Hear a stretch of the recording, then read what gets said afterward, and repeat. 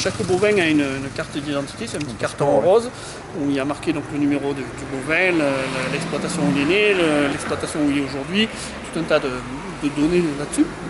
Donc le projet aujourd'hui de l'État, c'était de passer à un modèle électronique, de mettre des boucles électroniques aux vaches comme on le fait aujourd'hui pour les chèvres et les brebis. Donc c'est deux choses qui vont à mon sens ensemble. Donc moi ça me pose problème parce qu'aujourd'hui nos agriculteurs ne maîtrisent pas bien Internet, pour un grand nombre. On a revu aujourd'hui donc la DDT qui nous dit qu'il y a un tiers des déclarations de surface qui sont faites de manière autonome par Internet par les éleveurs. Donc les deux autres tiers sont faits avec des prestations payantes qui viennent de la Chambre d'agriculture, qui viennent de prestataires divers et variés, mais qui sont payantes, donc ça va être un coût. Mettre des boucles électroniques sur les animaux, mais c'est un surcoût de faire une boucle électronique, c'est de la pollution aussi. Ça sera un surcoût de la détruire et ça sera aussi de la pollution. Donc, il va y avoir des sites pour gérer nos listings d'animaux.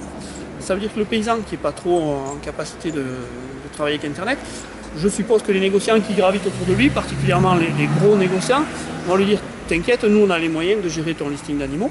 Donc il va se dire voilà, lui, telle société gère déjà mes animaux, donc quand il a un bovin à vendre, il va s'adresser à cette société-là plutôt qu'à une autre, donc il ne fera pas jouer la concurrence.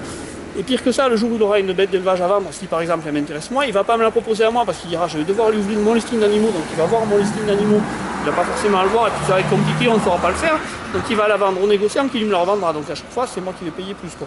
Donc ça nous pose aussi problème par rapport à ça.